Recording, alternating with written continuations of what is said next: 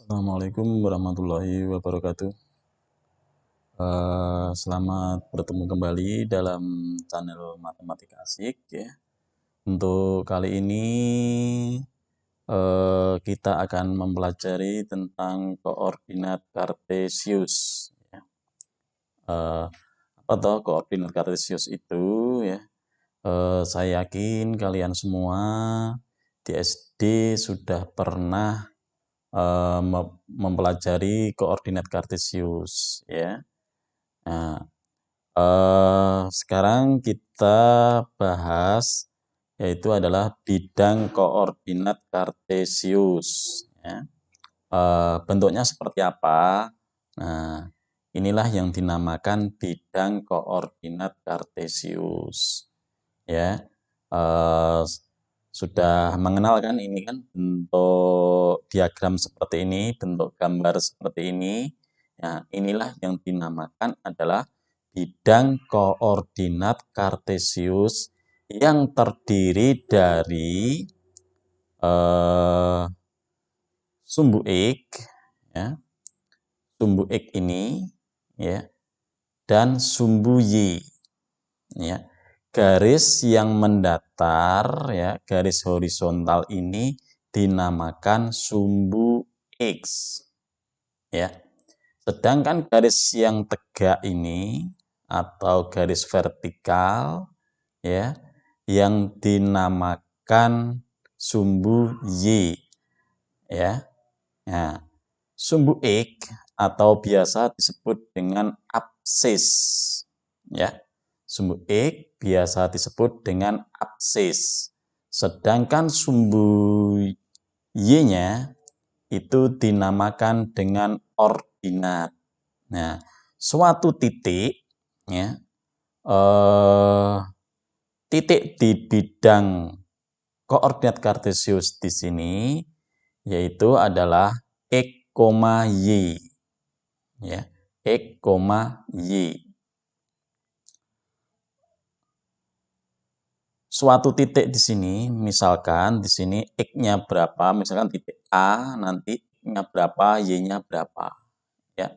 Nah, di dalam koordinat kartesius ini ada yang ada 4 bidang ya, yang dinamakan yaitu adalah kuadran pertama, yaitu letaknya di sini ini, ya, kuadran pertama, kemudian kuadran kedua yaitu adalah terletak di sini ya.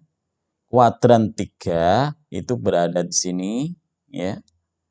Dan kuadran 4 berada di sini. Ya. Paham ya? Ya, saya yakin kalian sudah paham ya. Tuh. Selanjutnya nah, misalkan Pak titik A di sini. Nah, titik A ini berada di kuadran pertama. Ya, titik A berada di kuadran pertama. Nah, ini di titik berapa ini? Nah, caranya yaitu kita tarik dari sumbu X ya. Kita tarik dari sumbu Y ke titik A di sini yang sejajar dengan sumbu X ya. Ini ada berapa satuan ya? Ada berapa satuan ini yaitu 1 2 3 4. Ada 4 satuan. Ya. Tarikan dari sumbu Y ke titik ini yang sejajar dengan sumbu X nanti akan menentukan titik X-nya. Ya, akan menentukan titik X-nya. Kemudian kita tarik dari sumbu X ke titik A di sini yang sejajar dengan sumbu Y ya. Itu nanti dinamakan dengan titik Y. Ya.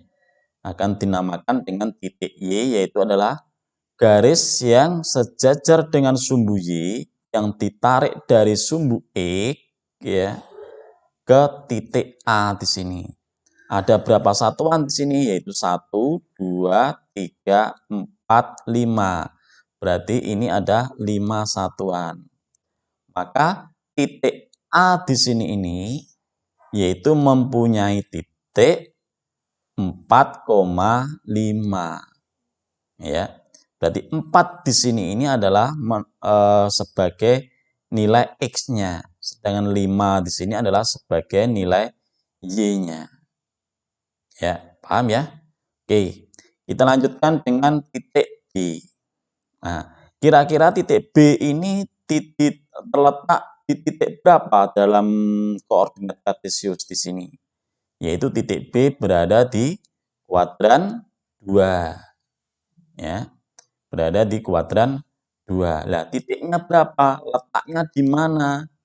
Letak titik-titiknya. Nah, seperti titik A tadi, untuk menentukan titik X-nya, ya, kita ambil dari sumbu Y, ya, dari sumbu Y ke arah titik B yang sejajar dengan sumbu X. Ya. Nah, ini ada berapa satuan di sini? 1, 2, 3, 4, 5, 6, 7. Ya, berarti di titik X-nya di sini adalah negatif 7 karena dari sumbu Y arahnya ke kiri. Ya. Arahnya ke kiri, yaitu dari 1, 2, 3, 4, 5, 6, 7. Ya. Berarti ada 7 satuan dari sumbu Y ke titik B di sini yang sejajar dengan sumbu X, yaitu dengan nilainya adalah negatif 7 ini. Ya, negatif 7 ini. Maka di sini jaraknya adalah negatif 7. Itu adalah sebagai nilai X-nya. Ya. Bagaimana dengan nilai Y-nya di titik B ini? Yaitu kita tarik dari sumbu X, ya, dari sumbu X yang sejajar dengan sumbu Y, ya, sampai dengan ke titik B di sini. Ada berapa satuan? Jadi dari sumbu X ke titik B di sini, yaitu adalah 1, 2, 3. Berarti ada 3 satuan. Maka 3 di sini ini adalah sebagai nilai Y-nya, yaitu yang sejajar dengan sumbu Y ini. Ya, paham ya? Maka titik B di sini ini adalah negatif 7,3. Ya, paham ya? Ya.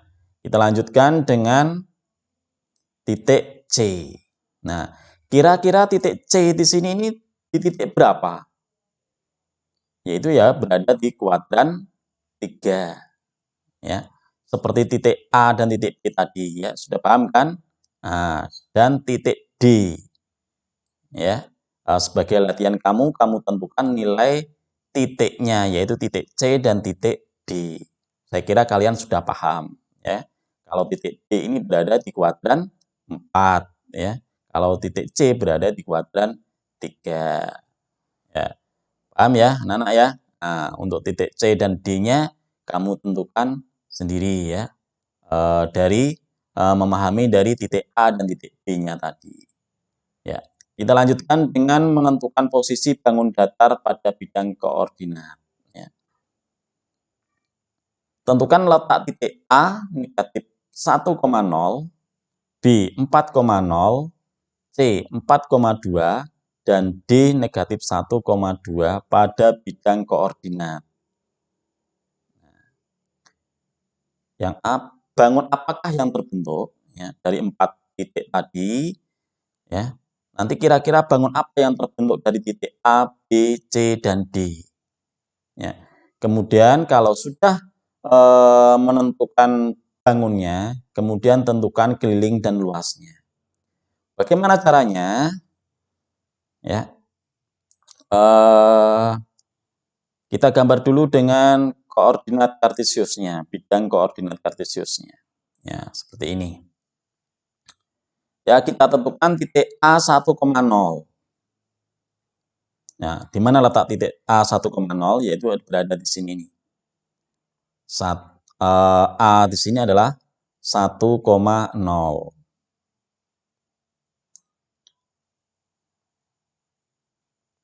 Ya. Ini titik A 1,0. Kemudian B-nya yaitu adalah 4,0 ya. 4,0 berada di sini ya. Titik B-nya 4,0. Kemudian titik C-nya 4,2. Ya, ini titik C 4,2. Yaitu dari 4,2 yaitu dari sumbuknya 4, kemudian naik ke atas sebanyak 2 satuan ya. Berarti titik C di sini adalah 4,2. Sedangkan titik D-nya yaitu adalah negatif 1,2. Nah, dari titik A, B, C, D ini kemudian dihubungkan ya. Ya, AB, BC dihubungkan, kemudian CD, kemudian DA. Nah, sudah terbentuk kan bangun apakah ini ABCD ini? Ya, itu adalah bangun yang terbentuk adalah bangun persegi panjang. Ya, bangun persegi panjang. Nah, kalau sudah tahu bangun ini adalah bangun persegi panjang, saya yakin kalian semua bisa menentukan keliling dan luasnya. Bagaimana toh keliling dan luasnya itu? Ya. Nah, untuk menentukan keliling, ya, diketahui panjangnya adalah 5 satuan dan lebarnya 2 satuan. Dari mana kok bisa ketemu 5 satuan dan 2 satuan? Coba perhatikan dari gambar ABCD ini. Ya. Panjang di sini adalah AB, yaitu adalah 1, 2, 3, 4, 5. Ada 5 satuan di sini. Makanya di sini panjangnya di sini adalah 5 satuan. Sedangkan lebarnya yaitu adalah 2 satuan, yaitu adalah 1, 2. Ya, begitu ya. Jadi panjangnya 5 satuan, lebarnya 2 satuan. Bagaimana kelilingnya? Di kelas SD kalian sudah memahami tentang keliling persegi panjang, yaitu adalah rumusnya 2 kali panjang ditambah lebar. Ya toh? Nah, kalian panjangnya sudah tadi, lebarnya sudah diketahui ya. Sehingga 2 kali 5 ditambah 2, yaitu adalah panjangnya 5, lebarnya 2. Panjangnya 5, lebarnya 2. Nah, sehingga 2 dikalikan 7. 7 ini dari 5 ditambah 2. Ya, hasilnya adalah 14 satuan panjang. Berarti panjangnya persegi panjang ABCD dan DA ini adalah panjangnya 14 satuan panjang. Ya, tergantung nanti satuannya apa ya. Bisa sentimeter, bisa meter ya, itu dalam hitungan panjang. Tapi dalam koordinat kartesius di sini yaitu adalah satuan ya. Setiap kotak ini adalah satu satuan ya. Kotaknya. Berarti kalau panjangnya berarti ya satuan panjang, kalau lebarnya di sini berarti satuan lebarnya. Untuk menentukan panjang ya berarti satuan panjang di dalam bidang koordinat kartesius. Itu ya. Oke. Tadi kelilingnya, sekarang kita bahas tentang luasnya. Luas, ini salah maaf. Di sini bukan keliling ya, tapi ini luas. Nah, kita coret saja.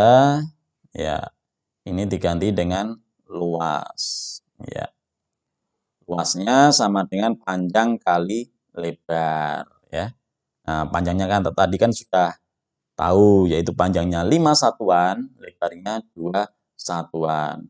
Sehingga tinggal memasukkan saja ya, panjangnya 5 dikalikan lebarnya 2. Berarti 5 dikalikan 2 sama dengan 10 satuan luas ya.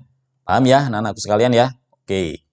Kita lanjutkan dengan memahami posisi titik terhadap titik asal 0,0 dan titik tertentu, yaitu A, B. Jika diketahui titik P 4, -3, A 2,4, B 6,1, C negatif 3,2, dan D negatif 4,2. Tentukan koordinat titik A, titik B, titik C, dan titik D terhadap P. Ya, kita gambar dulu dengan bidang koordinat kartesius.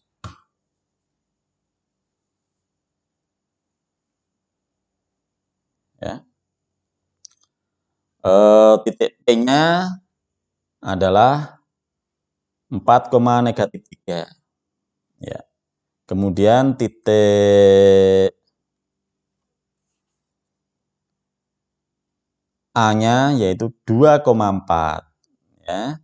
Kemudian titik B-nya 6,1. C-nya adalah negatif 3,2 dan D adalah negatif 4, negatif 2. Nah, ini titik-titik ini kan terhadap titik asalnya yaitu adalah dari titik pusat yaitu 0,0. Jadi titik A, B, C, D ini dan P ini adalah berasal dari titik pusat yaitu 0,0. Ya. Jadi ngambilnya tadi kan dari titik pangkal koordinat kartesius sini yaitu adalah 0 di sini titik pangkalnya. Jadi titik A-nya 2,4 dari 0 berarti 2 langkah ke kanan kemudian 4 ke atas dari titik pangkalnya yaitu dari titik A, B, C, D dan E ini adalah berasal dari titik asal 0,0. Nah, bagaimana untuk menentukan koordinat titik A, B, C, dan D terhadap P? Nah, jadi kalau ini semua tadi ini adalah berasal atau terhadap dari titik pangkal 0,0 atau titik pusat 0,0 sekali lagi ya.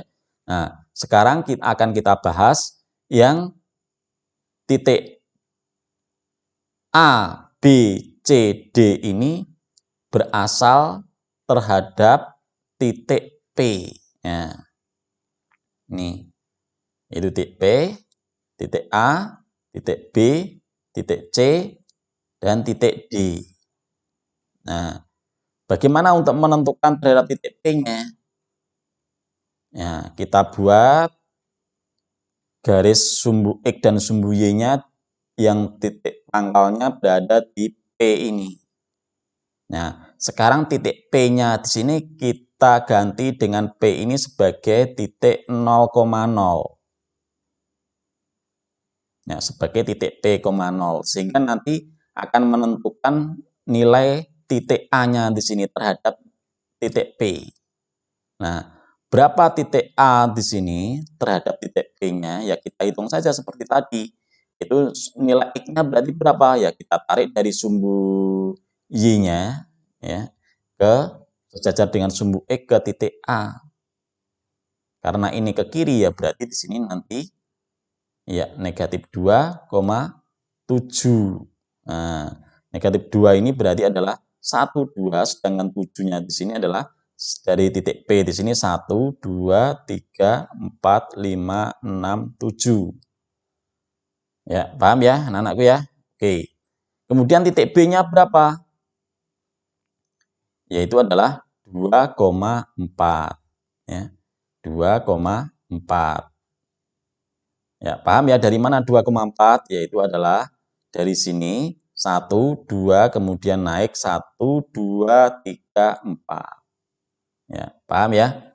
Kemudian titik C-nya berapa? Titik C di sini. Yaitu dari 1, 2, 3, 4, 5, 6, 7. Ke kiri berarti negatif 7. Atasnya adalah 1, 2, 3, 4, 5. Berarti berapa? Negatif 7,5. Ya. Kemudian titik D-nya yaitu adalah negatif 8,1 ya. Nah, inilah perubahannya kalau yang sebelah kiri di sini ini adalah berasal dari titik pangkal atau titik pusat 0,0, sedangkan di sini adalah sudah berubah melalui titik A, B, C, D, dan D ini terhadap titik P, ya, sehingga akan titik-titiknya akan berubah, ya, yaitu adalah A negatif 2,7, B 2,4, C negatif 7,5, dan D negatif 8,1. Ya, paham ya anak sekalian ya? Oke. Kita lanjutkan dengan memahami posisi garis terhadap sumbu X dan sumbu Y. Nah, dalam bidang koordinat kartesius di sini yaitu garis yang merah di sini yaitu L1, kemudian L2, kemudian L3, ya, kemudian L4. Ya. Nah, garis yang berwarna merah di sini L1, L2, L3, L4 di situ yaitu adalah garis yang sejajar dengan sumbu X. Ya, garis yang sejajar dengan sumbu X. Nah, sumbu X-nya yang mendatar di sini berarti garis yang merah di L1, L2, L3, dan L4 di sini adalah sejajar dengan sumbu X. Nah, L1 ini. Kemudian L2, L3, L4 ini adalah sejajar dengan sumbu X. Ya, bisa terletak di sini yang itu ya. Kemudian berikutnya garis L1, L2, L3, dan L4 di sini adalah garis yang tegak lurus dengan sumbu Y. Nah, berarti garis yang merah ini adalah tegak lurus dengan sumbu Y. Nah, ini ya. Garis L1, L2, L3, L4 ya, sejajar dengan sumbu X juga tegak lurus dengan sumbu Y. Ya. Berikutnya adalah garis yang berwarna kuning, yaitu M1, kemudian M2, kemudian M3, M4. Ya. Nah, garis yang vertikal ke atas ini. Ya. Nah, ini adalah garis yang M1, M2, M3, M4, yaitu garis yang sejajar dengan sumbu Y. Nah, garis yang sejajar dengan sumbu Y ini. Ya, yang berwarna kuning di sini ini ya, garis yang sejajar dengan sumbu Y. Nah, sedangkan juga garis yang tegak lurus dengan sumbu X. Jadi garis yang kuning di sini ini selain sejajar dengan sumbu Y, ya, juga tegak lurus dengan sumbu X. Ya, paham ya anak-anakku ya? Oke. Kita lanjutkan dengan garis yang berwarna biru. Ya, garis yang berwarna biru di sini adalah N1 dan N2. Nah, ini. Garis yang bagaimanakah N1 dan N2 di situ? Yaitu adalah garis yang memotong dengan sumbu X dan sumbu Y. Ya. Garis yang berwarna biru ini adalah garis yang memotong dengan sumbu X dan sumbu Y. Ya. Paham ya anak-anakku ya? Oke. Kita lanjutkan dengan latihan ya.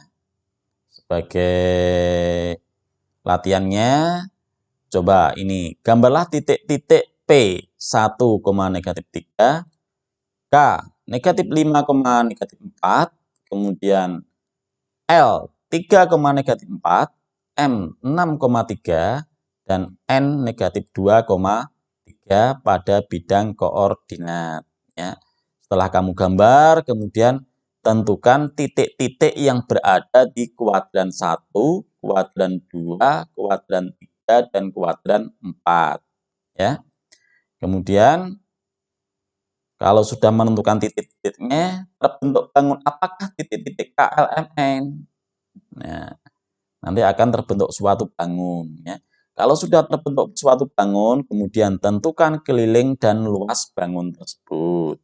Ya, tentukan keliling dan luas bangun tersebut. Kemudian yang keempat adalah tentukan koordinat titik K, L, M, dan N terhadap titik P. Nah, barusan kita jelaskan tadi kan? Ya. Oke, demikian untuk materi pembelajaran koordinat kartesius ini ya. Kita lanjutkan pada channel Matematika Asik pada berikutnya ya. Semoga materi ini bermanfaat untuk kalian semua ya. Demikian saya akhiri dulu. Wassalamualaikum warahmatullahi wabarakatuh.